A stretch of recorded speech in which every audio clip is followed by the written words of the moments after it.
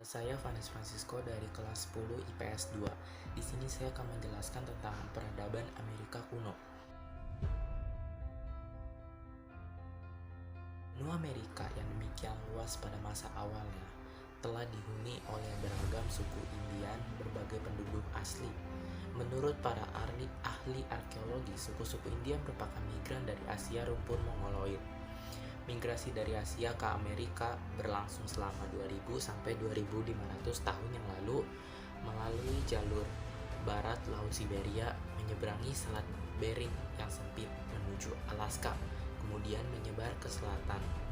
Kebudayaan suku-suku Indian berkembang menjadi peradaban yang tinggi, dicapai oleh bangsa Aztec, Maya, dan Inca.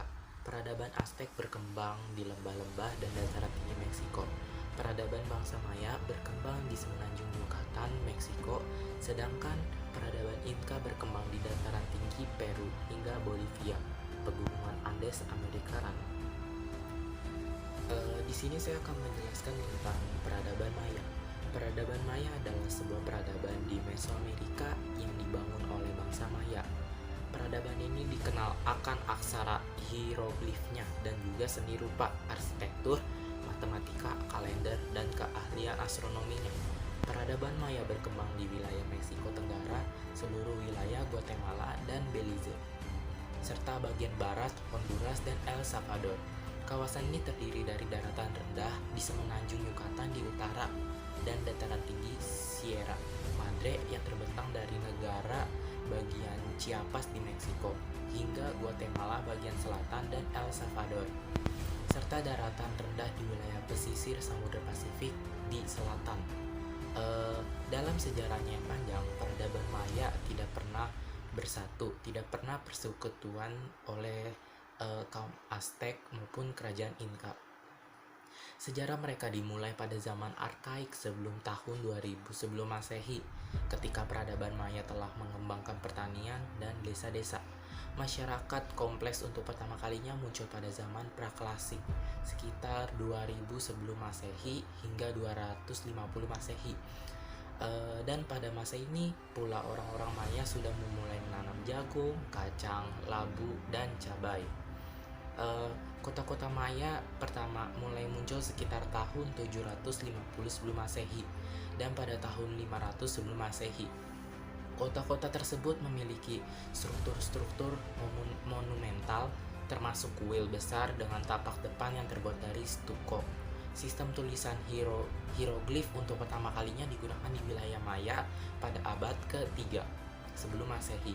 Para ahli masih membahas kapan zaman praklasik dimulai. Peninggalan penduduk Maya di Coelho, kini terletak di Belize, diketahui berasal dari tahun 2600 sebelum Masehi. Berdasarkan metode penanggalan radiokarbon, permukiman didirikan sekitar tahun 1800 sebelum Masehi di kawasan Soconusco di wilayah pesisir Samudra Pasifik, dan orang-orang Maya pada masa itu juga sudah mulai menanam jagung, kacang, labu, dan cabai. Zaman ini memiliki ciri berupa kemunculan komunitas-komunitas yang menetap di satu tempat, serta adanya karya seni tembikar dan arca-arca yang terbuat dari tanah liat. Pada zaman praklasik pertengahan, desa-desa kecil mulai muncul menjadi kota.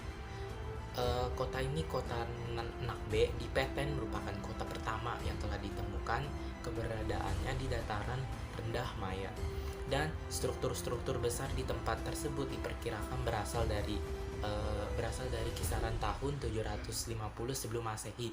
Sementara itu dataran rendah yang terletak di sebelah utara di Yucatan mulai dimukimi oleh banyak orang pada zaman praklasik pertengahan. Sekitar tahun 400 sebelum Masehi, penguasa-penguasa Maya sudah memerintah pembuatan prasasti. Aksara sudah digunakan di Petén pada abad ke-3 sebelum Masehi. Pada zaman praklasik akhir, banyak kota yang mengalami perkembangan pesat di wilayah cekungan Petén. Sementara Kiminaljuyu menjadi kota yang penting di dataran tinggi Guatemala. Kaminaljuyu telah menjadi kota utama di dataran tinggi pada zaman praklasik akhir Takalik Abaj dan Kokkola. Sedangkan Komchen mengalami pertumbuhan hingga menjadi situs paling penting di Yucatan Utara.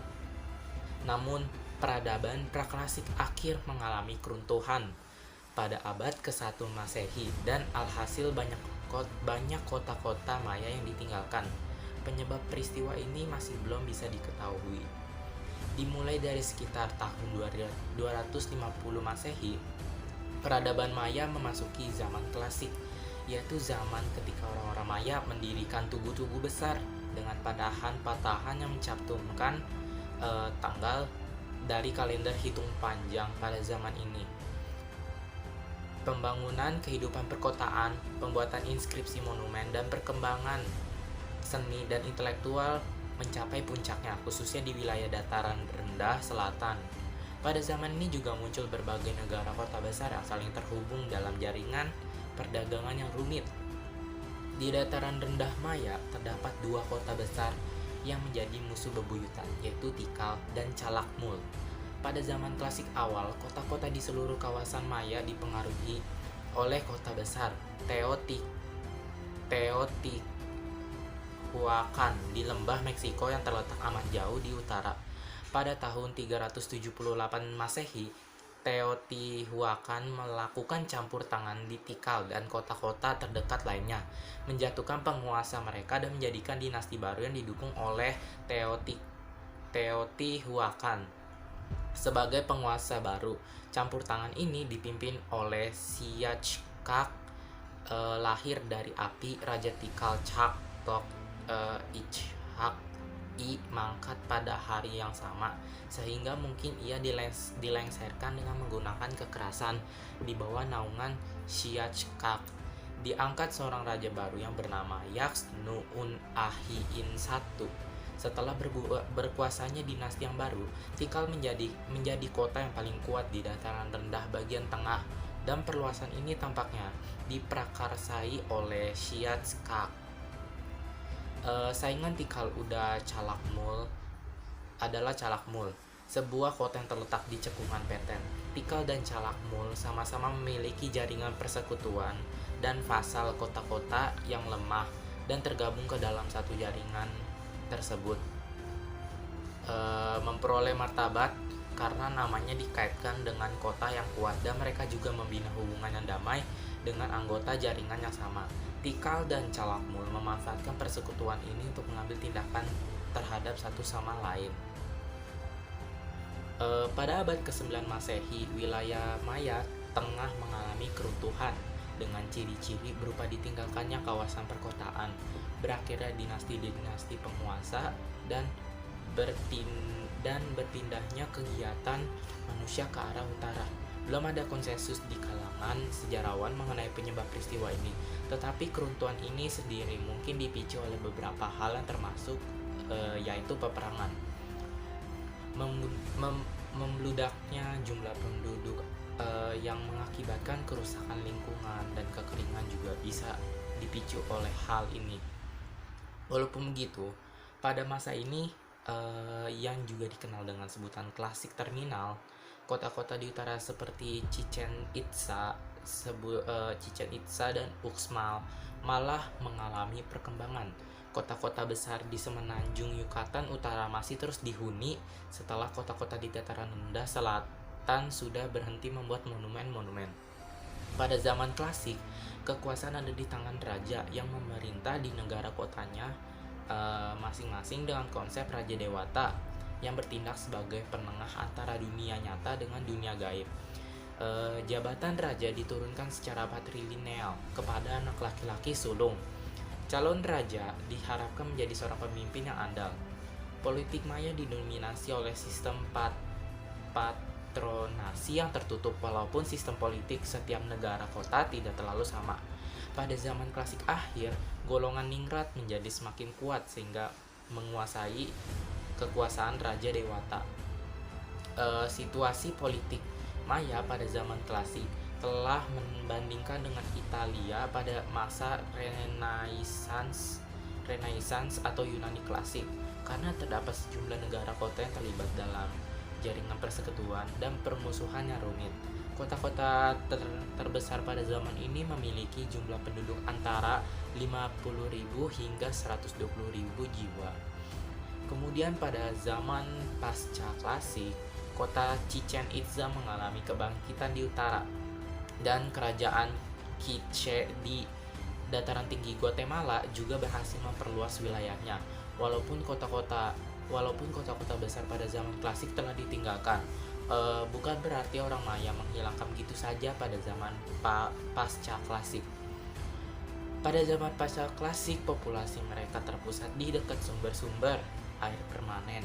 Kegiatan-kegiatan manusia berpindah ke wilayah dataran rendah utara dan dataran tinggi Maya.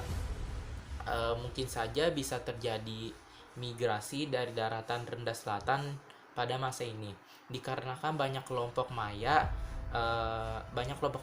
pasca klasik yang memiliki mitos-mitos migrasi.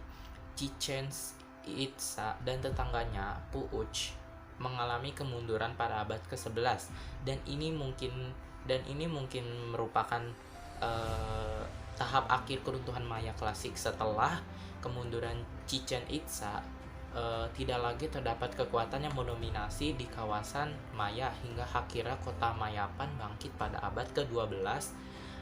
Kota-kota baru juga muncul di dekat pesisir laut Karibia dan Teluk Meksiko, dan jaringan-jaringan perdagangan baru pun mulai terbentuk. Pada abad ke-16, Imperium Spanyol menjelajah wilayah Mesoamerika, dan setelah berlangsungnya upaya penaklukan yang panjang, kota terakhir Maya, Nochpeten, jatuh ke tangan Spanyol pada tahun 1697. Peradaban Maya mengembangkan karya seni dari bahan-bahan tahan lama maupun tidak tahan lama seperti kayu, giok, obsidian, batu, dan stuko. Karya seninya juga bermacam-macam, dari pahatan, keramik, hingga lukisan dinding. Kota-kota Maya tidak memiliki perencanaan yang terpusat, dan bangunan-bangunan baru didirikan sesuka hati. Pusat kotanya terdiri dari pusat pemerintahan dan upacara yang dikelilingi oleh daerah pemukiman. Berbagai wilayah kota dihubungkan oleh jalan. Bangunan-bangunan utama di kota-kota Maya meliputi istana, kuil, piramida, lapangan bola, dan bangunan-bangunan untuk melakukan pengamatan benda langit. Peradaban Maya memiliki golongan elit yang melek huruf, dan mereka telah mengembangkan sistem tulisan hieroglif yang rumit. Mereka mencatat sejarah dan keterangan mengenai ritual di dalam buku-buku, tetapi sebagian besar telah dihancurkan penjajah Spanyol. Saat ini hanya ada 3 buku yang telah disepakati oleh ilmuwan berasal dari peradaban Maya. Terdapat pula banyak sekali contoh teks Maya dalam bentuk prasasti dan keramik. Salah satu pencapaian bangsa Maya yang lain adalah mengembangkan kalender ritual yang rumit, dan juga menjadi salah satu peradaban pertama yang mengenal angka 0. Orang Maya juga dikenal melakukan pengorbanan manusia yang didasari atas keyakinan bahwa ritual darah diperlukan untuk memuaskan para dewa yang mereka sembah. Wewenang penguasa dalam organisasi sosial Maya klasik terbatas dalam hal ritual dan tidak mencakup kendali perdagangan ataupun pembagian dari pusat. Model kekuasaan ini tidak dapat menanggapi dengan baik perubahan-perubahan yang terjadi, karena tradisi membatasi tindakan-tindakan penguasa pada kegiatan-kegiatan seperti pembangunan, ritual, peperangan. Hal ini semakin memperparah permasalahan sistemik di kota-kota Maya. Pada abad ke-9 dan ke-10, permasalahan seperti itu mengakibatkan kejatuhan sistem pemerintahan semacam ini. Di Yucatan Utara, peranan penguasa secara individual digantikan oleh dewan penguasa yang terdiri dari kelompok elit. Di Yucatan Selatan dan Petén Tengah, kerajaan-kerajaan mengalami kemunduran. Di Petén Barat dan beberapa wilayah lainnya, perubahan sangat besar dan dapat mengakibatkan depopulasi kota-kota dengan cepat. Hanya dalam hanya dalam beberapa generasi, wilayah-wilayah Maya tengah banyak yang ditinggalkan. Ibu kota dan kota kedua ditinggalkan dalam waktu 50 hingga 100 tahun. Satu persatu kota mulai berhenti membuat monumen bertanggal. Tahun terakhir dari kalender hitung panjang yang tercatat di Tonia adalah tahun 909. Prasasti tidak lagi dibuat dan penduduk liar memasuki istana kerajaan yang telah ditinggalkan. Jalur dagang Mesoamerika juga mengalami pergeseran dan tidak lagi melewati wilayah Peten. Ya, sudah sekian dari peradaban Amerika kuno, suku Maya. Selanjutnya saya akan menjelaskan peradaban Amerika kuno mengalami perkembangan teknologi kedokteran yang pesat. Berikan analisa kalian mengenai keadaan masyarakat Amerika kuno sehingga mengalami perkembangan teknologi kedokteran yang pesat, serta kaitkan dengan keadaan wabah corona yang melanda dunia saat ini. Ya, jadi kaitannya itu terdapat pada suku Aztec. Pada suku Aztec itu dia mempunyai Codex Badianus yang ditulis tahun 1552 oleh Dr. Martinus.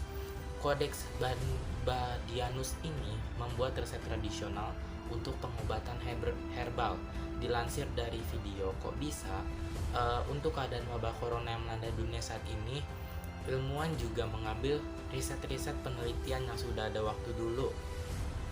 Mereka mengambil riset-riset pengobatan yang saat kejadian MERS dan SARS pada zaman-zaman dulu. Riset-riset penelitian ini diambil dan digunakan untuk melanjutkan penelitian dan mengembangkan penelitian untuk membuat vaksin atau antivirus yang digunakan untuk menyembuhkan corona di dunia ini.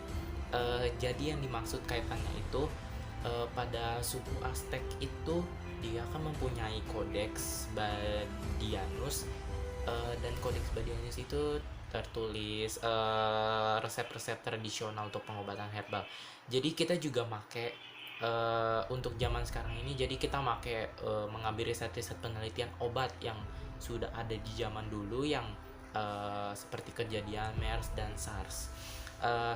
Sekian paparan dari saya, kurang lebihnya mohon maaf. Sekian, terima kasih.